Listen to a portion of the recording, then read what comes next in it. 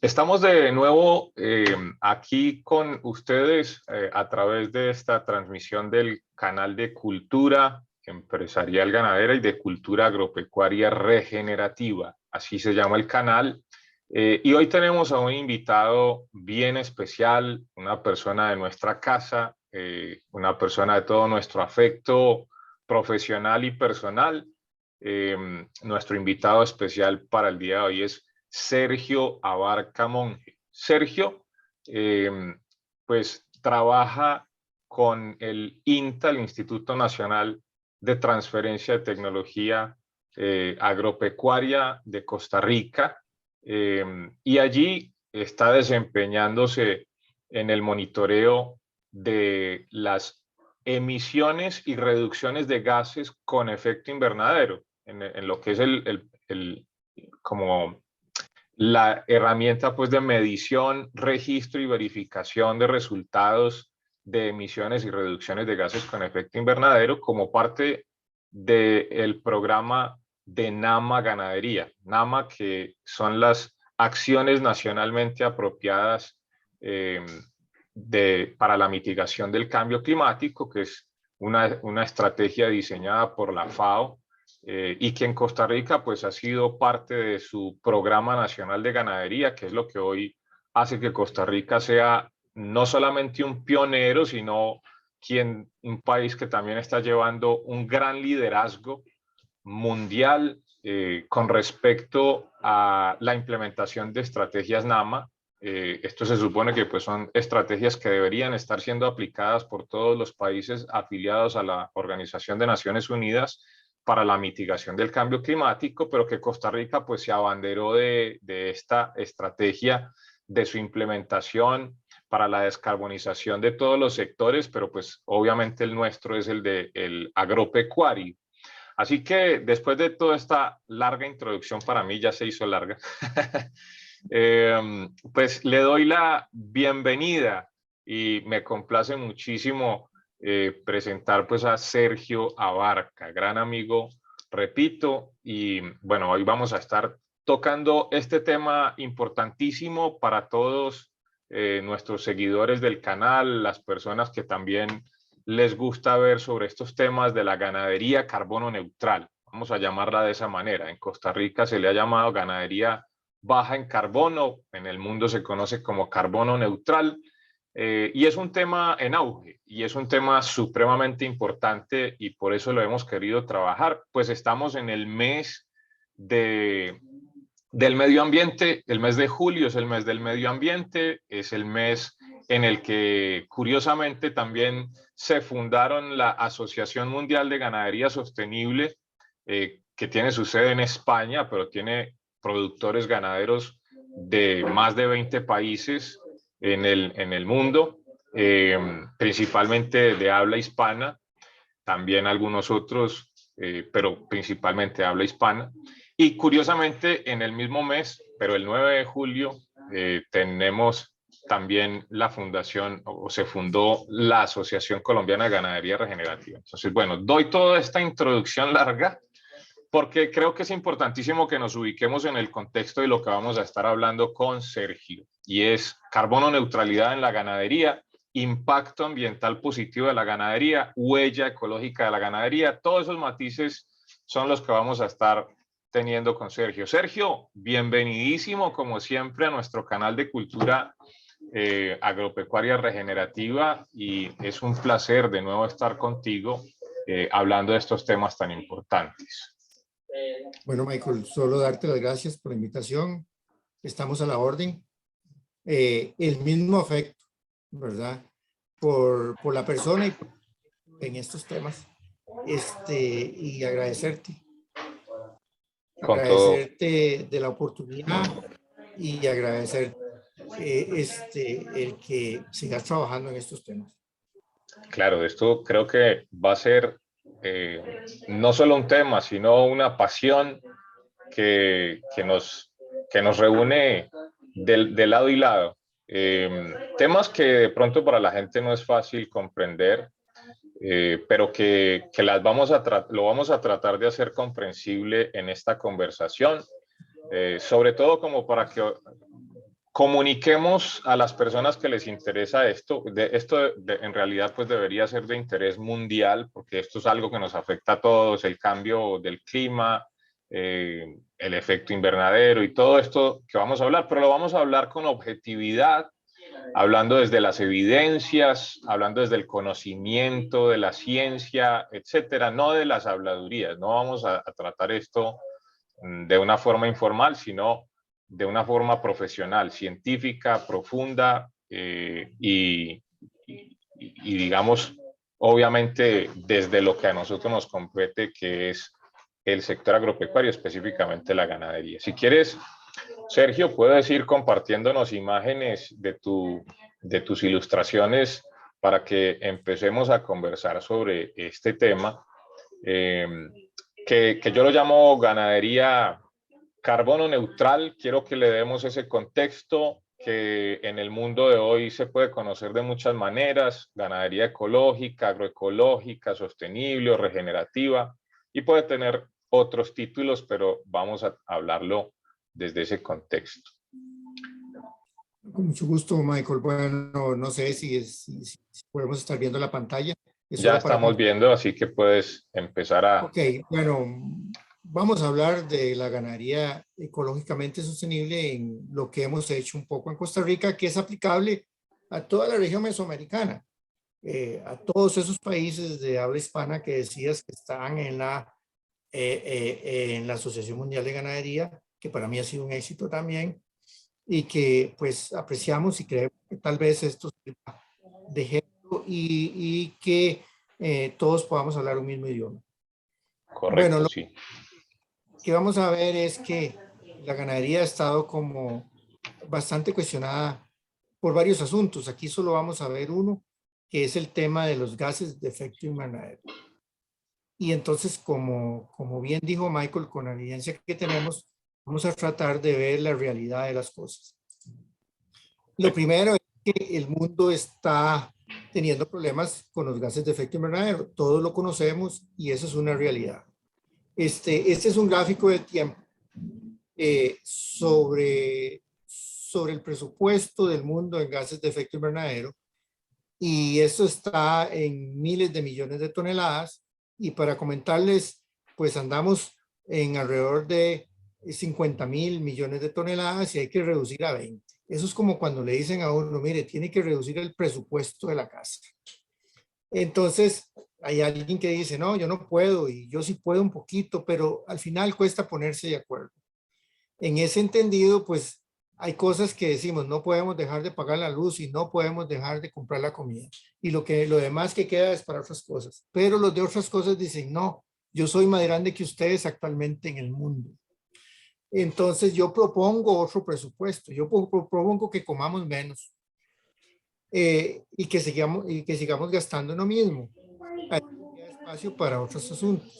Pero la verdad es que, bueno, los países se reunieron en noviembre del año pasado en Glasgow, en la COP26, y llegaron a acuerdos no tan drásticos y encontraron otras salidas también. Una salida es la remoción de carbono. Esa es buena. Y eso lo podemos hacer muy fácilmente en las fincas. Y la otra, pues, es la reducción de la deforestación y la reducción de un 30% del metano de los sistemas, bueno, de todo el mundo, pero se entiende que pues le van a pegar más a los sistemas alimentarios, que es más fácil de visualizar, porque en las emisiones de metano, que no son sistemas alimentarios, normalmente están sucediendo gracias a la extracción de petróleo y gracias a la quema de combustibles fósiles. Y esos cuestan mucho medir. Incluso va a medir ahora los escapes de metano de la estepa rusa en este momento, que son uno de los más grandes. Claro. La cantidad de metano que va a salir de escape del fracking, de esta forma de producir gas a presión en el suelo, para salir, donde no solo sale el gas butano, sino el gas metano también, que no sirve para calentar tanto como el otro, y entonces pues se libera. Entonces nadie sabe cuánto se está liberando de eso, pero todo el mundo sabe cuánto se está liberando en una vaca, ¿verdad? Entonces Claro, es como en ese sentido que vamos a hablar un poco. Y el otro tema es que si dicen que reduzcamos 1 kilo de metano en la finca, es capaz que todos estamos conscientes de que lo podemos hacer y lo vamos a hacer.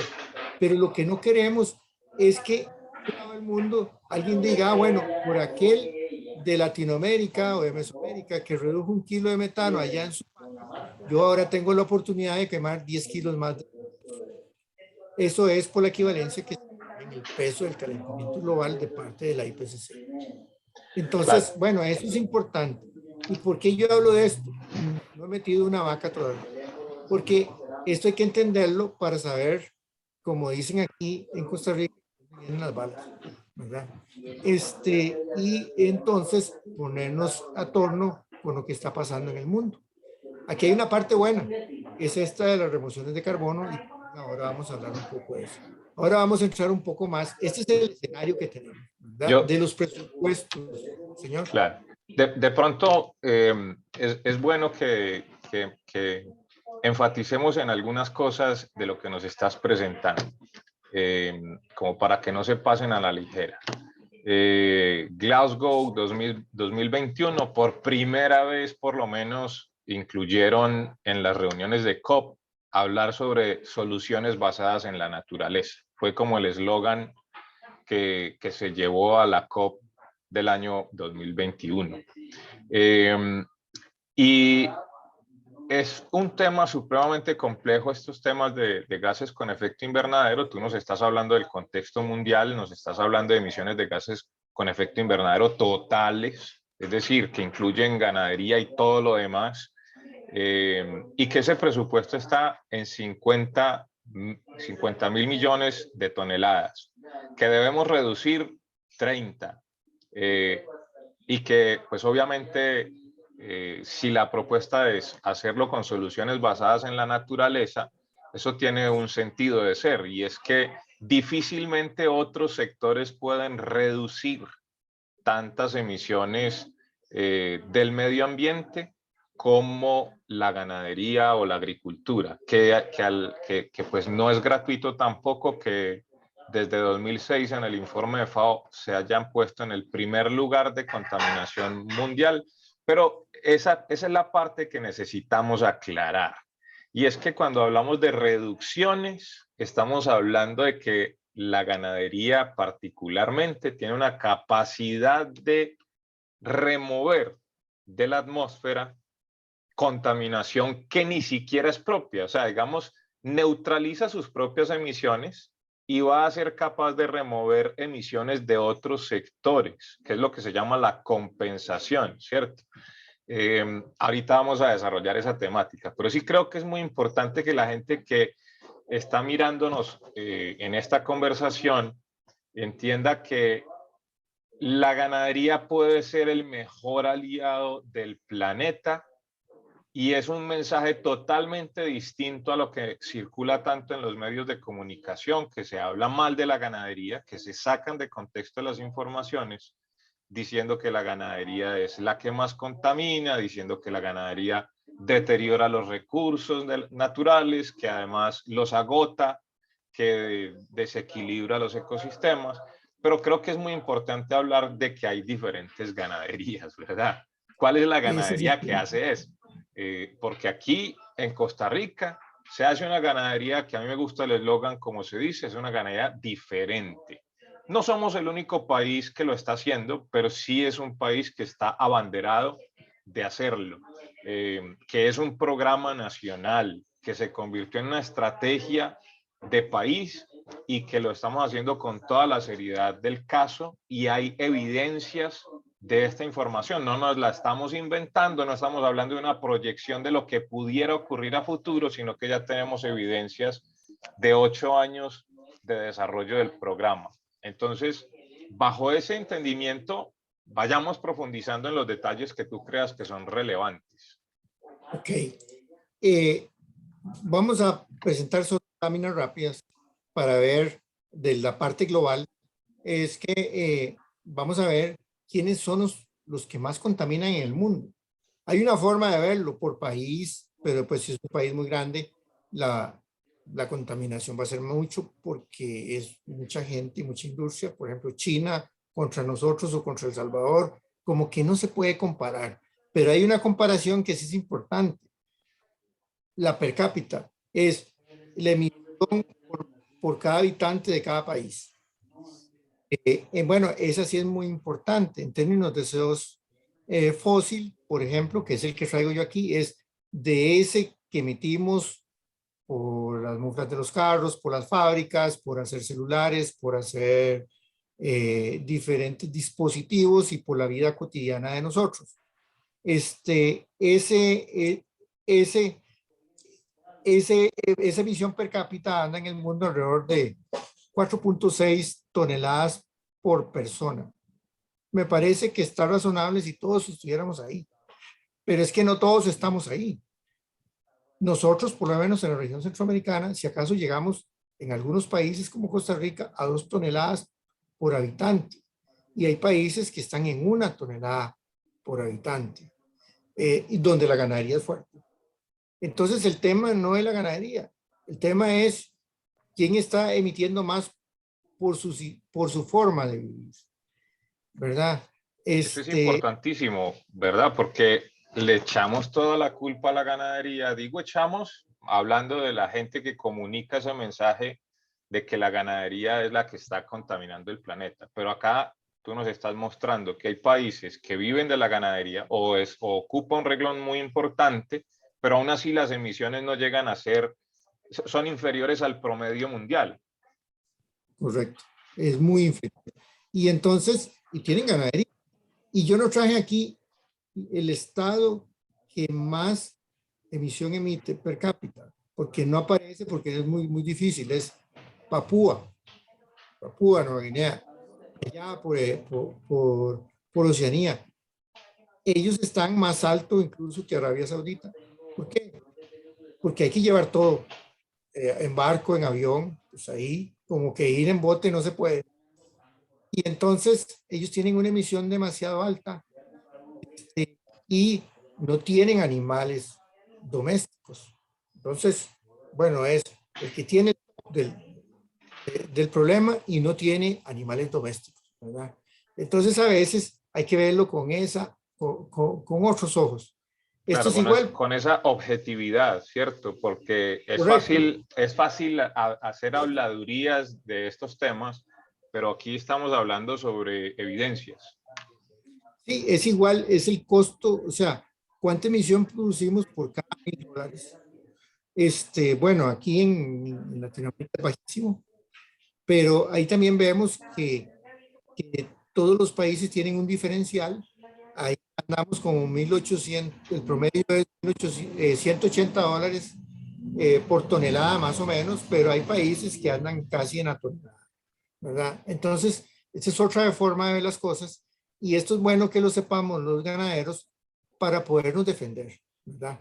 Entonces, aquí yo diría, como decimos nosotros aquí en Costa Rica, el frío no está en las cobijas. Sí, Eh, este, entonces, esto hay que verlo con otra dimensión. muy importante. Y bueno, y ya para terminar con esto de la globalidad, es que hay el G20, son el grupo de países más ricos y más industrializados del mundo, producen el 76.7 de las emisiones del mundo, ¿verdad? Y el resto del mundo, donde estamos todos nosotros, producimos menos del 20% de las emisiones del mundo.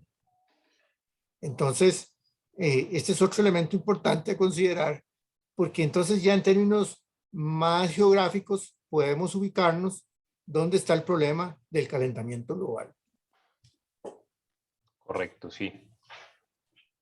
Ahora nos vamos a, eso es importante como preámbulo, y ahora nos vamos a dedicar a ver un poco por qué decimos lo que Michael estaba diciendo. ¿Por qué la ganadería más bien puede ser una tabla de salvación? Y cuál ganadería también, porque ganaderías de ganaderías hay. Aquí primero vamos a empezar a decir cuál ganadería. Es la ganadería a pastoreo. Es la ganadería, animales caminan para cosechar su alimento en su mayoría de los casos. Puede ser que haya suplementación, puede ser que en un periodo de su vida tenga que estar bien, pero son periodos cortos. Y también son animales que van a depositar las excretas de ellos en las áreas de pastoreo. Por eso hay que hacerlas bien y por eso es muy importante el manejo. Aquí también hay elementos que podemos decir, mire, de ganadería extensiva, que son degradantes también. Mucho de la pérdida de carbono o la pérdida de fertilidad de los suelos ganaderos después de deforestado el bosque hace 70, 100 o más años atrás, se debió a que no conocíamos sus sistemas y pensábamos que solo era un problema de la fertilidad del suelo y que ese suelo era fértil. Pero ahora vamos a ver que no es tan así. Juega un papel muy importante el ecosistema como un todo, donde el suelo, por supuesto, es un sustrato, es un buen almacén de carbono y va a ser parte del ecosistema, pero no es el todo. En este sentido, vamos a hablar de los 3 gases que nos pegan en la ganadería. Bueno, el CO2 mientras no sea fósil es igual que 0. Y mientras los procesos que se lleven en la ganadería sean, y voy a hablar en estos términos, de pudrición, aeróbico, en presencia de aire, toda la descomposición de un tronco, la descomposición de una moñiga o bosta, todos esos procesos de descomposición son neutros, no producen ningún efecto en el calentamiento global. Ese CO2 está en un ciclo, es el ciclo más grande que tenemos en la finca. No lo visualizamos así, porque no nos han enseñado a visualizarlo de esa forma, pero ese es el ciclo más grande. Ese ciclo de CO2, cuando encendemos el tractor, la guadaña, la pick-up para ir a traer insumos, le empezamos a meter otro tipo de CO2, el CO2 fósil. Ese que hace millones de años estaba en petróleo allá a 40 kilómetros abajo de la superficie del suelo, que no le hacía daño a nadie, lo sacamos, hacemos combustible y lo quemamos en nuestros equipos, y ese ya no forma parte de ese ciclo. Ese sí va a calentar el planeta. Y esas gráficas que les mostré anterior, todos eran de CO2 fósil, no de este CO2 que le vamos a poner o ahí una frase, la vamos a clichar en una frase que puede ser biogénico, que para mí es más claro, que es de la vida, que es de lo que está vivo, que en otro momento no va a estar vivo, pero que va a haber otros organismos que lo van a requerir, o biomásico, que es cuando también usamos la leña, por ejemplo, para quemarla, pero seguimos sembrando leña, ¿verdad? Estos son como los 2 términos. Entonces, vamos a usar el término biogénico aquí, aunque a veces se usa biomásico, y vamos a delimitarlo del término CO2 fósil, que es el que calienta el planeta. Entonces, ese es el que produce la combustión interna de los vehículos, de los motores de 2 tiempos, la sierra, la guadaña, la motobomba, la pick-up, el tractor. Ese CO2 fósil, pues sí, lo vamos a tener que contabilizar como el aporte al calentamiento global de nuestras fincas, pero al final lo vamos a ver cuánto es. El otro, y ese es un gas, ese gas CO2 fósil que calienta el planeta, no el biogénico que no calienta el planeta, ¿cuánto va a durar en la atmósfera? Porque era mejor que estuviera 40 kilómetros abajo de la superficie del suelo, porque la va a calentar por más de 100 años. Mientras que el otro nuestro la calentará por un periodo de acuerdo al ciclo. ¿Cuánto dura el pasto creciendo? 30 días, 40 días, cada cuánto es el periodo de recuperación de tus pasturas, para decir, bueno, ahí yo tengo un ciclo corto biogeoquímico de CO2 biogénico, y mis pastos producen 2 o 3 toneladas de materia seca cada vez de que yo voy a poner los animales, y entonces está en una rotación eso.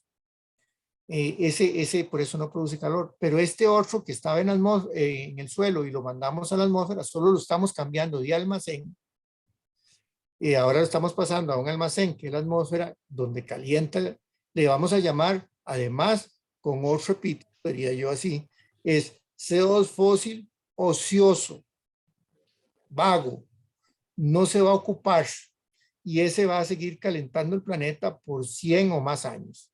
Mientras que el CO2 biogénico es un CO2 trabajador, es un CO2 que produce, es un CO2 que produce economía, que produce materia orgánica, que produce árboles, que produce pasto, que produce leche y que produce carne. Entonces, ¿por qué? Porque en la fotosíntesis es el que se va a usar para que todo el sistema de la finca siga progresando.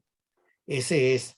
Entonces tenemos un CO2 trabajador y un CO2 fósil y Hago. Sí. Bueno, ahí hay unas cosas también que podemos recapitular y enfatizar. A mí me gusta mucho enfatizar ciertas cosas de la conversación porque creo que eso nos ayuda a darle claridad a las personas que nos están viendo y que tienen el interés de entender esto.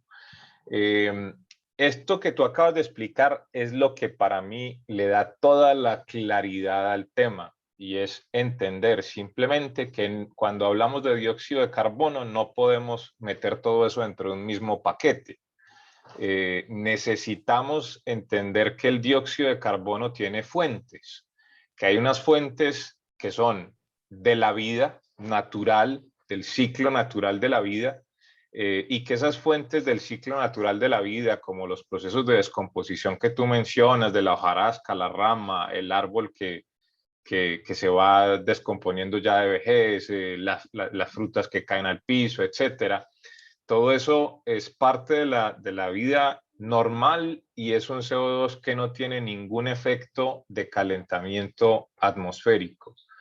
Pero que tenemos otro que es el fósil, el que viene del suelo y que lo estamos sacando a la superficie a través de procesos varios, pero que sobre todo cuentan en este balance de carbono los usos del combustible, por ejemplo, como tú lo has mencionado, el uso del tractor, el uso de la pick-up, el uso de la máquina, puede ser una segadora o puede ser una guadaña o puede ser una picapasto, etcétera. Cuando ya empezamos a usar combustibles fósiles y energías también puede ser no renovables, todas estas cuestiones que son no ajenas de la ganadería, porque finalmente la gente dirá, bueno, pero igual tenemos a veces que utilizar estas cosas.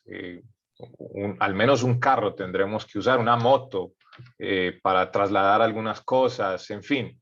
Efectivamente, no se trata de desligarlas, tampoco dejar de reconocer que la ganadería sí emite algunas, pues tiene algunas emisiones contaminantes, pero que finalmente hay que aprender a entender que ese metano, que casi todas las miradas están puestas en la vaca por la emisión de metano a través del eructo, las flatulencias o simplemente por la descomposición del estiércol o la volatilización del óxido nitroso de la orina y cosas por el estilo. Pero finalmente estos también son parte del ciclo natural. Hasta ahora nos estás hablando del dióxido de carbono.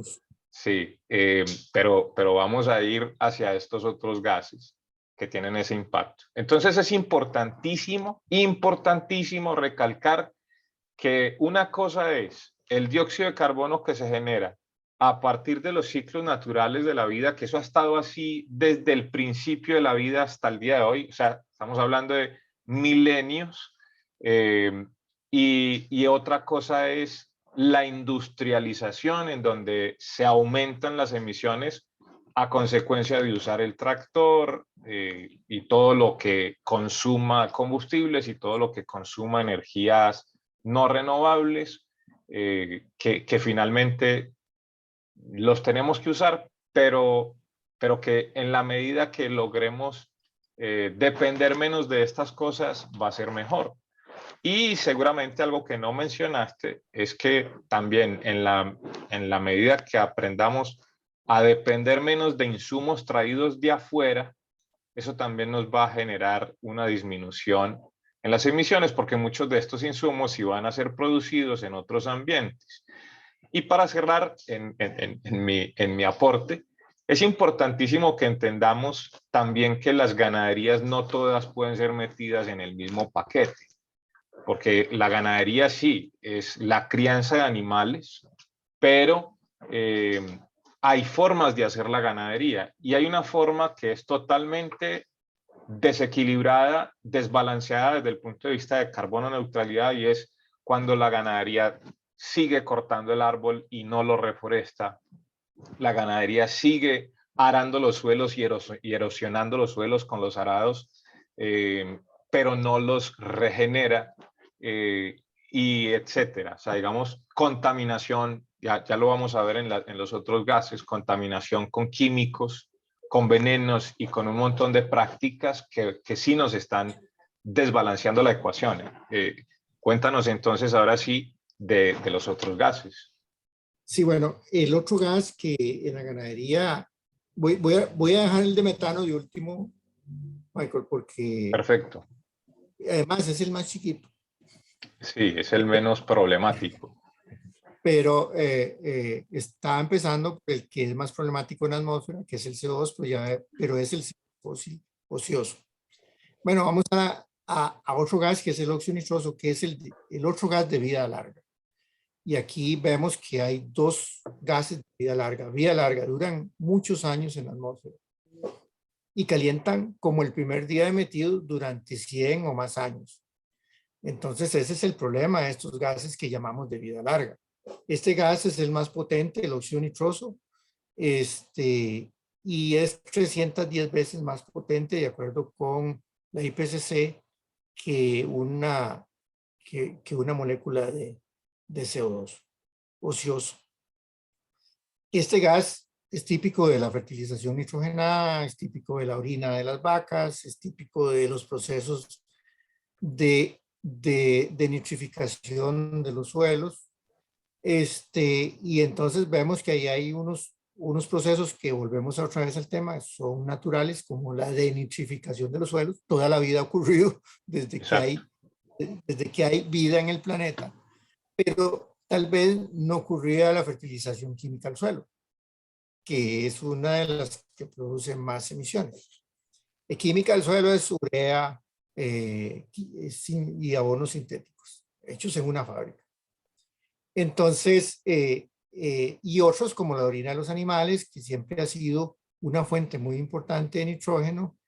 En los animales, en los suelos, pues producen algún elemento de óxido nitroso, pero es muy poco, ¿verdad? Y vamos a ver ahora, como dependiendo de la vida del suelo, vamos a emitir más o menos. Y entre menos vida hay en el suelo, vamos más a emitir óxido nitroso, aunque no abonemos. Y entre más vida haya en el suelo, vamos a emitir menos óxido nitroso. Entonces, ese es el otro gas de efecto invernadero. Y sí, ahí hay una fuente muy directa de los animales, que es el orina. Pero está bien, es en parches. El animal no orina 100 hectáreas o 200 hectáreas, orina una porción pequeña. Y ese parche pues va a ser emisor, pero si medimos los parches en relación al área es sumamente bajo. Y las emisiones en ganadería pastoreo son todavía más bajas, porque no todo es de nitrificación, ¿verdad? También hay nitrificación, que es el asunto opuesto a la denitrificación. Entonces, ese es el asunto. Este no es tan problemático en la ganadería nuestra y son bajas las emisiones. E incluso, para que ustedes tengan una referencia, en la ganadería nuestra, de acuerdo a estudios que se han hecho aquí en Costa Rica, también en Panamá y en Colombia y en Brasil muchos, la ganadería emite entre 2 y 4 kilos por hectárea por año de óxido nitroso. Bueno, eso hay que multiplicarlo por 310, tendría que ser un poquito más de 1 tonelada. Pero en términos de CO2 equivalente, que es la moneda que usamos para medir todos en el mundo los gases de efecto invernadero. Pero el bosque, ¿cuánto emite? ¿O será que el bosque no emite? Pues el bosque emite más de 6 kilos por hectárea por año. O sea, emite más que lo que emite los pastizales. Eso es por otros efectos naturales también, por supuesto, de cómo el bosque ha logrado sostener en el trópico. Estamos hablando el nitrógeno para crecer forever, ¿verdad? Por toda la vida. Entonces, pues es uno de los mayores emisores. Lo único que no lo tomamos en cuenta porque decimos que es natural. Igual de la orina de la vaca, igual del pasto, ¿verdad? Pero como decimos que hay intervención del hombre en estos otros, pues le metemos el diente. Pero no nos damos cuenta que incluso estamos emitiendo menos que la alternativa natural que sería tener la cobertura boscosa en las praderas nuestras. Y es importantísimo eso que estás diciendo porque es la propuesta de muchos ambientalistas y es convirtamos las áreas que le podamos quitar a la ganadería en bosque, ¿cierto? Y creemos, damos por hecho o dan por hecho estas personas que lo promueven que el bosque es un capturador, pero no un emisor y están equivocadísimos. Correcto. Y no solo óxido nitroso, estoy refiriéndome a óxido nitroso, pues estamos hablando de eso, pero también metano.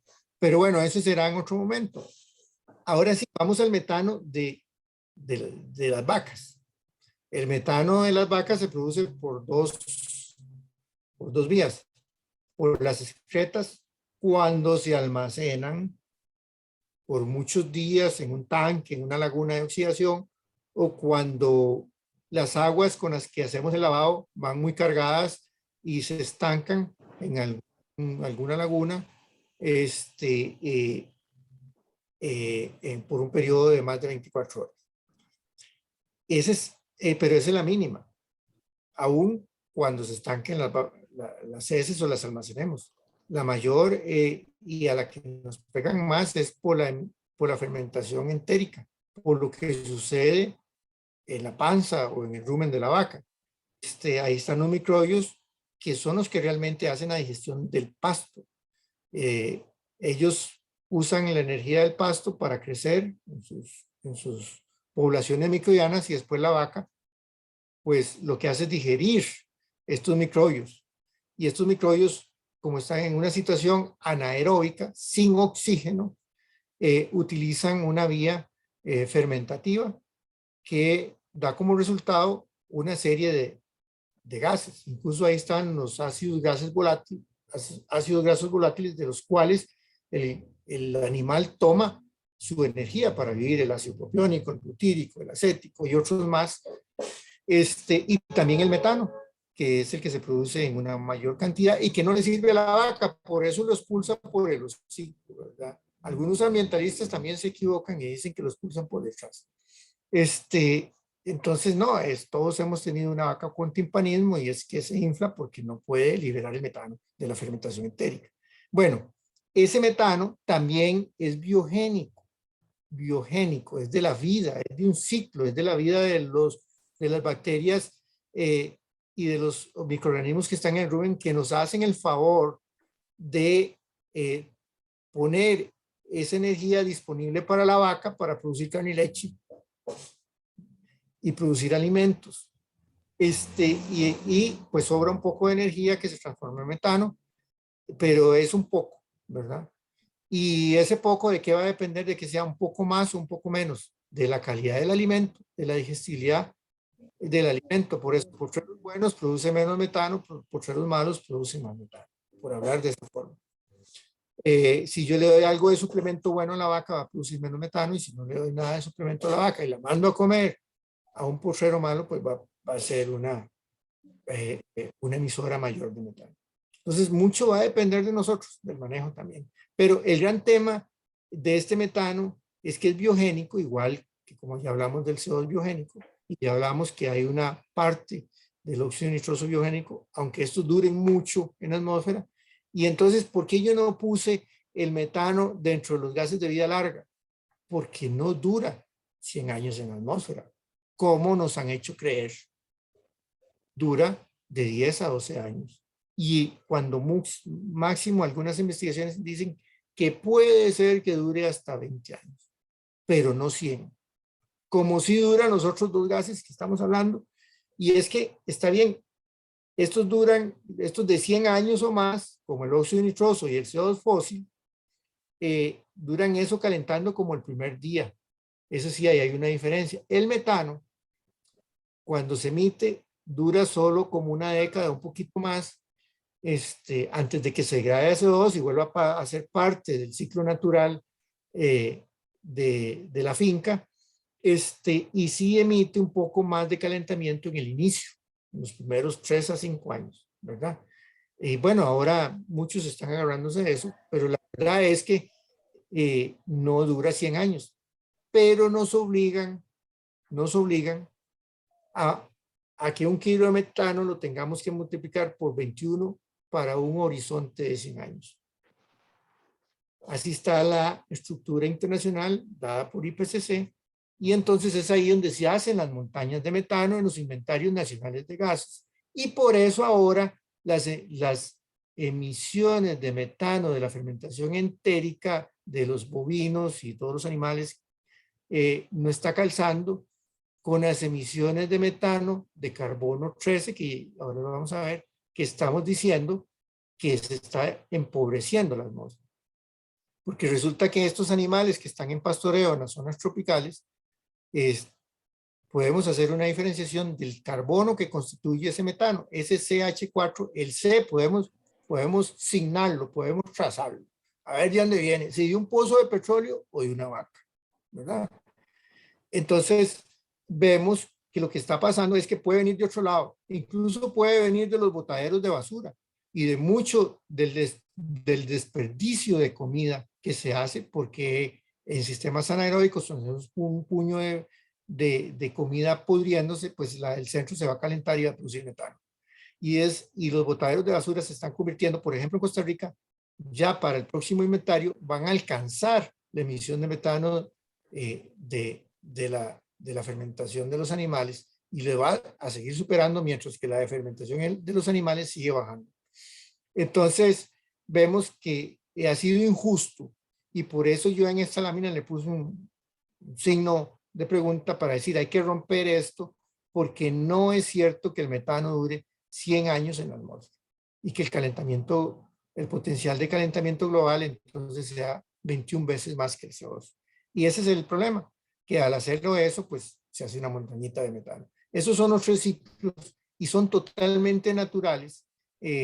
Además de lo que comentaba Michael ahora, si metemos pues CO2 fósil y un poco de urea y un poco de amonio, pues ya esos van a ser no naturales, ¿verdad? Pero el metano es totalmente natural. Es más, si le damos concentrado a una vaca, en el caso de Costa Rica, es muy típico que de grano que viene de otro sitio, ese grano se formó a través de la fotosíntesis, y aunque se dé en Costa Rica, va a producir un poco de metano, pero también en menos de un poco más de una década va a volver a hacer CO2 que esté capturando la planta de maíz o de sorgo o de soya. Y entonces, aunque no sea geográficamente el mismo sitio, pero el ciclo se va a mantener. Entonces, esto es muy importante. Y es el metano al que les están apuntando los teóricos de la reducción del calentamiento global, pero también ahí tenemos que decir, bueno, ¿cuál metano? ¿Verdad? El ocioso, el que se produce de otras fuentes, o el que se produce de un ciclo natural, porque en el ciclo natural no hace mayor daño. Y hay otro elemento en el metano. Un caso como en Costa Rica, en el año 88, y es un dato que me tocó a mí revisar, teníamos en Costa Rica 2.1 millón de cabezas de ganado. Cuando empezamos con esto, en las fechas que más o menos ahora comentaba Michael, de hace unos años atrás, 5 o 6 años atrás, teníamos alrededor de 1.3 millones de cabezas. Exportamos más carne hoy que el 88 también, y producimos más leche hoy que en el 88. Resulta que los abuelos de nosotros fueron los que hicieron la montaña de metano, porque una vez que se neutraliza, si yo emito 100 toneladas de metano hace 100 años, ya esas 100 toneladas de metano están internalizadas en el ciclo. Más bien, si yo reduzco el átomo, reduzco la emisión de metano. Y si además produzco más, la eficiencia de emisión por kilo de producto producido, carne o leche, es muchísimo mejor. Esas son las formas como hay que ver esto, ¿verdad? Entonces, vamos a decirle al bisabuelo y al abuelo, y eventualmente el colonizador, ustedes fueron los que hicieron la montaña de metano. A nosotros nos ha tocado solo seguir el ciclo. No estamos emitiendo más que ustedes, y en la medida que disminuimos inventarios y disminuimos formas de emisión de metano, entonces disminuimos también esa montaña que ustedes alguna vez crearon. Esto es así. Entonces, no es que estamos produciendo nuevo metano, tampoco. Es el metano desde hace muchos años, desde antes que existieran las fábricas de los procesos industriales y del uso de combustibles fósiles en los últimos 150 años. Esto es muy importante. Y los inventarios mundiales de animales no están creciendo como para producir las montañas de metano que se están viendo en la atmósfera, que no es con carbono 13. Perfecto, eso también es importantísimo, y creo que aquí me gustaría invitar a las personas que nos están viendo y escuchando que nos fijemos mucho en la lámina, porque esta ilustración que nos preparó Sergio, como lo podemos ver, no es lo que yo llamo el desierto de Pasto. ¿A qué le llamo yo un desierto de pasto? A cuando el potrero es solo pasto y nada más. Desde luego, no es conveniente, por lo que ya se explicó, tener solo bosque, porque el bosque va a superar en emisiones a la misma ganadería. Pero tampoco es conveniente quitarlos todos, los árboles, porque va a pasar exactamente lo mismo. Habrá mayor cantidad de emisiones que de reducciones o remociones. Entonces, ¿qué es lo que realmente a lo que nos estamos refiriendo? Es que la ganadería tiene la capacidad de reutilizar todos los gases que emite biogénicos, ¿cierto? Gases vivos. Se es capaz de neutralizar todos los gases que emite, es capaz de neutralizar los gases adicionados al sistema, que son los fósiles y de todos los procesos no biogénicos. También es capaz de removerlos de la atmósfera. ¿Y cómo lo hace? Lo hace a través de los ciclos biogeoquímicos que han existido desde el diseño natural de nuestros ecosistemas. Por eso es que es tan importante entender que necesitamos hablar de un equilibrio ecosistémico, y que este equilibrio, desde luego, implica la participación de los árboles, pero no en no solo bosque, y también implica la participación de la fauna. Y noten que hablo de fauna porque no solamente se trata del vacuno, sino de todos los animales. Tampoco estoy hablando solo de los domésticos, es decir, si necesitamos el vacuno, el caballo, la oveja, la cabra, el cerdo, las gallinas, etcétera, todo tipo de animales. Pero me refiero también a toda la fauna natural de los ecosistemas que ayudan en el equilibrio de ese ecosistema.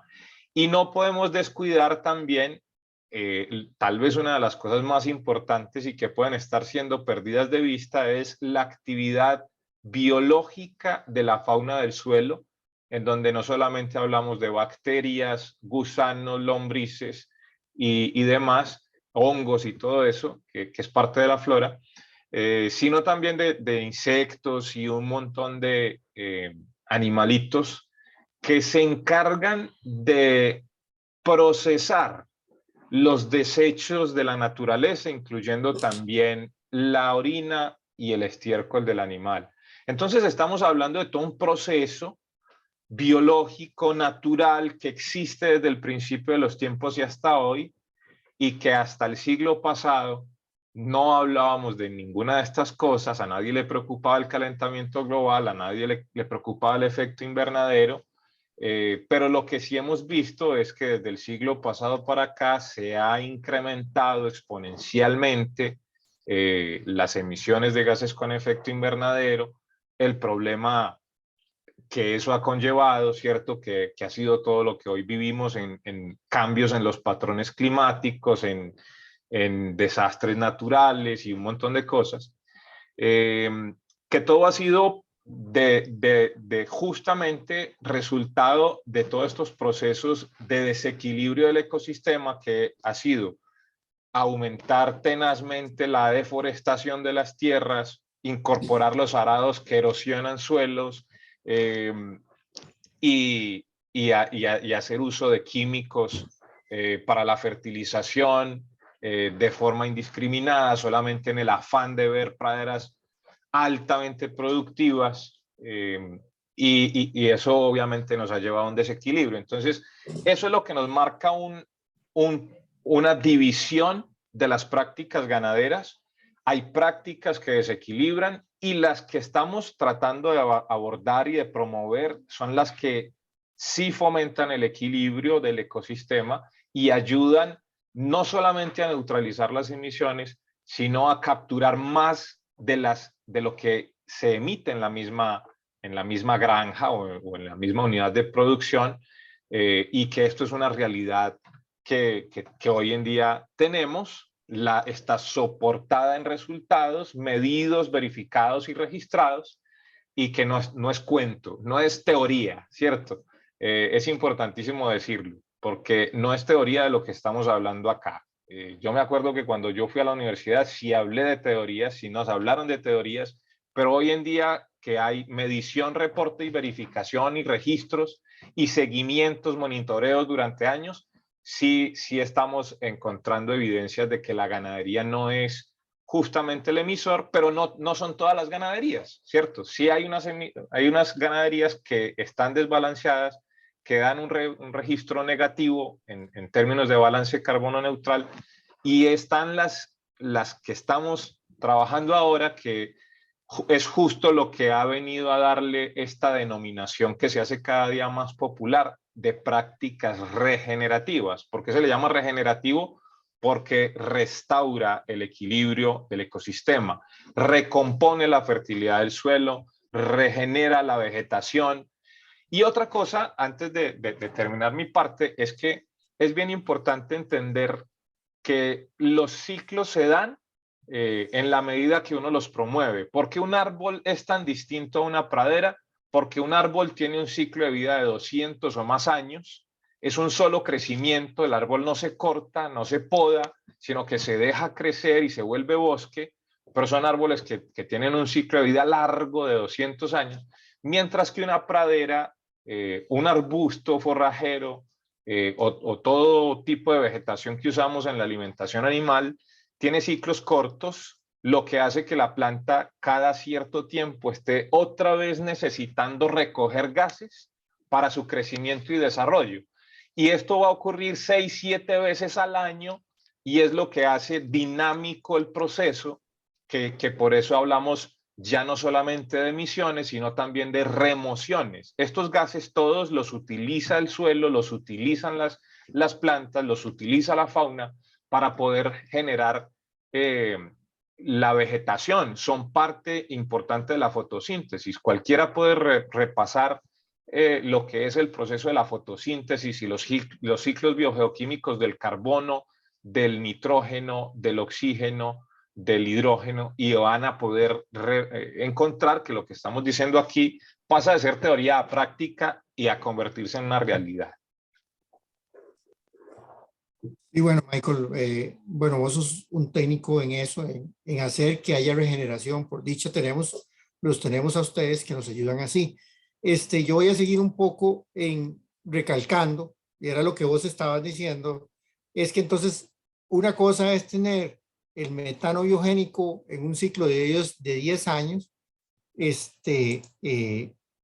Perdón, se me pasó. Y otra es, pues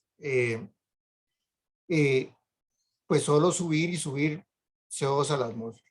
como sí pasa con estos y no pasa con estos. Y lo pongo bien, como lo decía Michael, con toda la flora y fauna y arbolitos y vacas, porque en la medida que recuperemos el ecosistema vamos a tener ciclos bioquímicos, ciclos. Un ciclo es algo que da vuelta. Y una cosa en una sola vida es solo que va de un almacén a otro. En un almacén calentaba y en otro no calentaba. En el suelo no calienta, hay el gas que no calienta cuando está en el suelo, pero cuando es emitido a la atmósfera sí, estamos hablando del fósil. Y en cambio, en el otro ciclo, es un ciclo que constantemente recicla. Y de ahí viene la palabra reciclaje, volver a ciclar, volver a meterlo en el ciclo, reutilizarlo. Entonces, es muy distinto comparar las fuentes de emisión, porque las fuentes nuestras, que son fuentes vivas, reciclan, mientras que las otras fuentes de emisión solo emiten, pero no reciclan.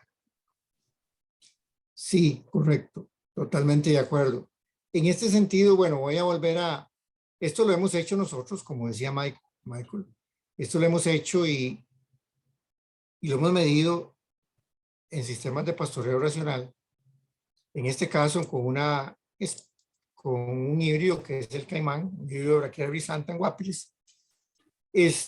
Y nos vamos a referir primero a un informe que dio la Organización Mundial Meteorológica hace como unos 2 años, donde ponían este gráfico y dice incremento de metano en la atmósfera y lo ponen de esta forma en los años, ¿verdad? Eso lo emitió en el 2019, pero el corte es en 2018, pero la tendencia era que siguiera. Pero es lo que le comentaba. Y mire, y el C de ese metano es C13 o C12.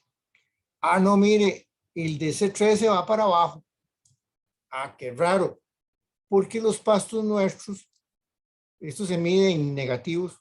Entonces, un pasto menos negativo es una especie de planta menos negativa es que hace más uso de carbono 13, para que estemos claros. Entonces, resulta que aquí tenemos la negatividad del caimán y otro pasto, el Isabel conciliar y el platana, que es muy común en la zona atlántica nuestra. Y están más cerca del cero que el bosque, porque a estos les da lo mismo que haya carbono 13 o carbono 12. Estos son buenos pobres, comen el CO2 que sea para fabricar fotosíntesis y crecer. El bosque es más discriminatorio. La hoja de un árbol del bosque no le hace tanta gracia, por decirlo así. El carbono 13 que está en el CO2 que va a incorporar en la fotosíntesis. Y bueno, y todo esto es solo para indicarles que así esto mismo se debe mantener en emisión de metano. Si un animal come metano, come pasto que ha sido cargado con CO2 de isótopo 13, pues ese metano tiene que ir cargado de isótopo 13. Pero eso dice la Organización Mundial Meteorológica, no está sucediendo, ese más bien está bajando. El que está subiendo es el metano con carbono 12, que viene del suelo de allá abajo. Y entonces, media mundial ha crecido mucho. Estamos en menos 47.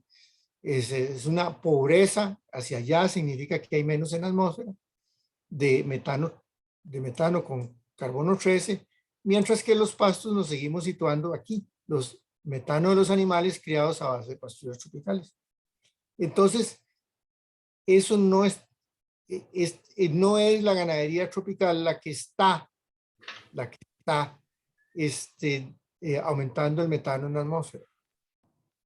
Puede ser que si haya un factor que ahora mencionó Michael, la deforestación, porque los árboles están cargados de menos 28. Entonces, eso sí pueden contribuir un poco, pero no son los pastos, ¿verdad? Y no son el metano de los animales. Eso es muy importante porque a veces hay que discriminar esto. Yo sé que esto es difícil, pero es en base a datos científicos que salieron recientemente donde dice, mire, el metano en la atmósfera está subiendo, pero cuando vemos como el apellido del metano, resulta que no es del apellido de las vacas, que es el mismo apellido del pasto, que es 13. Eso es lo que está pasando en el caso nuestro. Excelente. Y bueno, voy a quitar esto. Bueno, ahí me quedaron las manchas, pero no las puedo quitar. No hay problema. Hay problemas, sí. No las puedo quitar, bueno. No sabía. En el tema de, ahora vamos a seguir con estos. En el tema de los gases de vida larga, ¿qué obtuvimos nosotros en las mediciones que, como decía Michael, fueron de las fincas que hacemos el monitoreo de medición, registro y verificación de las de NAMA? Les caemos, por decirlo así, como la Contraloría o el supervisor, para ir a ver cómo están esas fincas. ¿Cada cuánto lo hacemos? Cada año. Entonces, eso sucede desde 2018 aproximadamente. Y hemos visto que los gases de vida larga, esos que sí duran mucho en la atmósfera, en las fincas son sumamente pocos. Pues en leche es un poco más, en el doble propósito en relación a los sistemas básicos de producción nuestra es menos, y en carne mucho menos. O sea, estos no son problema y son los del problema del mundo. Entonces, si quitamos el problema del metano, de cómo se visualiza, que lo ven como un gas de vida larga cuando es un gas de vida corta, y no tenemos que multiplicarlos por 21 porque ya sabemos que es biogénico y es de un ciclo. Entonces, si quitamos el metano, pues las fincas se vuelven demasiado, muy sostenibles. Entonces aquí es como el fantasma del metano, porque ya sabemos que es un fantasma el que hace el bulto, por decirlo así, el que hace el susto, como decimos aquí en Costa Rica, ¿verdad? Y que mucha gente se agarra de ese fantasma para decir que la ganadería es mala. Y bueno, es el tema de las pasturas en términos del óxido nitroso, lo que les decía, el bosque emite más, y cuando ya convertimos a pasturas, aunque no hay que deforestar, se cae la emisión de metano, de óxido nitroso en las pasturas, y nunca se pregunta uno cuál era el bosque y cuál era la pastura. Simplemente creemos que solo la pastura emite óxido nitroso. Sí, emite, pero mucho menos que el bosque. Y bueno, esto es para ir concluyendo en términos de cuando hacemos el balance que ahora Michael nombró de la emisión por gases. El gris es óxido nitroso y CO2 fósil de las fincas, de estas que estamos mostrando para el 2021. Y la naranja es el metano biogénico. Y aquí solo estamos poniendo una fuente de remoción, que era la única que teníamos medida a la fecha, la remoción del bosque. Vemos que realmente las fincas, el gran problema de las fincas es poner en CO2 equivalente el metano, el anaranjado, porque ahí se nos sube. Y que los gases de vida larga, que realmente son los que van a durar calentando el planeta por muchos años, son extremadamente bajos en la ganadería, y que con solo lo poco bosque que tienen, y aquí en Costa Rica los de cría son los que tienen más bosque, después los que tienen un poquito menos son los de doble propósito, los que tienen menos son los de leche, pero aún a los de leche, con el poco bosque que tienen en sus fincas, neutralizarían más del 3 veces las emisiones de CO2 fósil y óxido nitroso no biogénico. Entonces, eso es la realidad de lo que hemos visto, ¿verdad? Eso sí, eso hay que aclararlo, como bien decía Michael, con técnicas de pastoreo, con regeneración, con equilibrio ecosistémico. Y bueno, yo no soy experto en esa parte, pero Michael sí es experto en esa parte. Yo tal vez mi expertise es en medirle los gases a cualquier cosa que me lo pongan. Entonces, yo sí veo que todas las fincas que han hecho algo en función de un pastoreo racional, en función de restablecer los ciclos biológicos, en función de la regeneración, pues empiezan a irle mucho mejor con las remociones, que es la parte buena de las fincas, y que nadie antes hablaba, y que sucede en las fincas nuestras por la situación en cómo tenemos nosotros organizado. Y hay algo importante, que en una ocasión hablé con Michael, es que cuando le preguntan a un ganadero, mire, ¿y cuántas hectáreas tiene? Entonces él dice, mire, yo tengo 60 hectáreas, pero él se está refiriendo solo al área de pasturas. No se está refiriendo al área total de la finca, donde hay también caminos y donde también hay infraestructura, pero también hay áreas en conservación, áreas en barbecho, áreas, y esas áreas están generando remoción. ¿Y quién tomó la decisión de que esas áreas se quedaran así?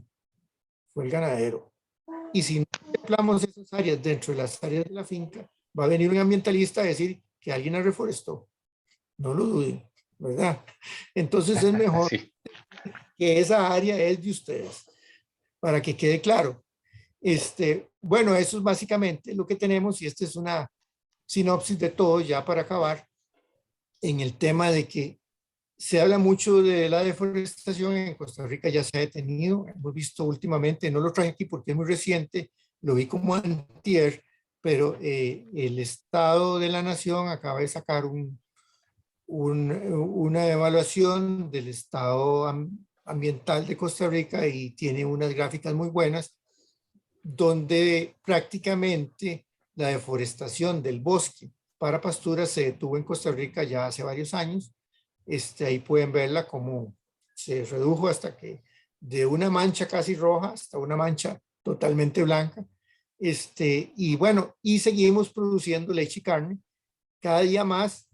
El año pasado tuvimos la mayor exportación de carne de la historia, y seguimos produciendo todos los años entre un 2 y 1,6% más de leche que el año anterior, en una forma sostenida. Y bueno, eso es lo que teníamos para comentarles. Está excelente. Yo creo que en estas últimas dos diapositivas nos queda muy claro la importancia de tener áreas de reforestación, áreas de reserva forestal y bosque dentro de la ganadería. Si bien hemos explicado que no es bueno tener solo bosque porque las emisiones podrían ser superiores a las de un sistema de pastoreo, es importantísimo tener la combinación de las dos cosas, el bosque y la ganadería. Por eso tal vez hoy es mucho más importante ir hacia el camino de la agroforestería, el silvopastoreo, etcétera, que es lo que nos está mostrando con evidencias de resultados medidos, verificados, reportados y documentados, que finalmente tener esa combinación bosque-pastoreo nos va a permitir no solamente tener un mejor equilibrio en el ecosistema, sino también una mayor remoción de los gases de efecto invernadero, neutralidad, eso lo podemos decir ya en Costa Rica, también en Colombia y en otros países, total neutralidad de los gases emitidos. Eso quiere decir que las remociones de la atmósfera ya son por lo menos iguales a las emisiones, pero también lo que estamos encontrando es que estamos superando en remociones las emisiones, y esto deja un saldo positivo que es el que se va a convertir seguramente muy pronto en otro producto de la ganadería, ¿cierto? Un producto comercial inclusive que mucha gente no está de acuerdo con los bonos de carbono o créditos de carbono, en el entendido de que es como darle más permiso al que contamina, de que siga contaminando y que lo haga más porque la ganadería le puede ayudar, pero también es una forma de estimular la implementación de prácticas regenerativas en todos los países donde la ganadería ocupa un renglón importante, que prácticamente es en todo el mundo, pero en nuestras comunidades latinoamericanas, todos los países tenemos digamos, como podría decir, no sé si dependencia, pero sí es muy importante el aporte que hace el sector agropecuario. Y así como hay prácticas regenerativas en la ganadería, también las hay en la agricultura, así que estamos hoy en día, prácticamente dándole con esto soporte a la importancia de aplicar prácticas regenerativas en agricultura y ganadería. Al fin y al cabo, hay países que ni siquiera hablan de ganadería, sino que todo es agricultura, porque es importantísimo tener una integración agricultura y ganadería, y con esto que tú nos has presentado en esta charla, en este conversatorio, es bien importante como respaldo. Y obviamente esto es la razón por la cual decimos que en Costa Rica se hace una ganadería diferente, se hace una ganadería regenerativa, se hace una ganadería carbono neutral, pero mejor que carbono neutral, ya la llamamos carbono positivo, en el entendido de que queda este saldo a favor con la naturaleza, que al final es lo que contribuye con la descontaminación ambiental y con todo, todo lo que va a significar a futuro mitigar el impacto del cambio climático. Y precisamente todo esto ocurre porque a Costa Rica se propuso, Costa Rica como país, adherirse a la propuesta de NAMA, y hoy es el país que promueve la NAMA ganadería. También está Colombia y seguramente vienen muchas Honduras, más. Nicaragua. Honduras, Nicaragua, ahora se viene también República Dominicana, y bueno, Centroamérica se va a convertir como en este líder global de las NAMA, en su implementación, en su desarrollo, y pues curiosamente son países todos pequeños, pero vamos a lograr, y es nuestro propósito también comunicando todo esto, incentivar, promover, fomentar, motivar, estimular a otros pares de los otros países, a que se animen a implementar prácticas regenerativas de la ganadería. Entonces, pues creo que es importantísimo simplemente concluir que la ganadería no es el enemigo del planeta, la ganadería no es el contaminante número uno del planeta, ya hay muchas evidencias para controvertir eso.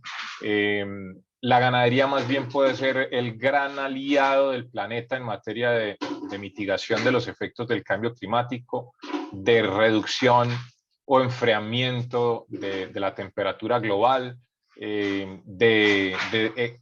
restauración de los ecosistemas, perpetuación de los recursos naturales y todos estos positivos que podamos imaginar en términos de sostenibilidad, en cuanto a impacto ecológico, y obviamente, como lo estamos mirando también con otros invitados, el impacto social y económico que esto está teniendo ya y va a seguir teniendo, sobre todo porque el proyecto, por lo menos para Costa Rica en los próximos años, es seguir creciendo, seguir aumentando la cantidad de ganaderos que se vinculen con este tipo de prácticas, y logren el gran objetivo de hacerse neutrales en carbono, carbono positivos y sobre todo sostenibles desde todo punto de vista.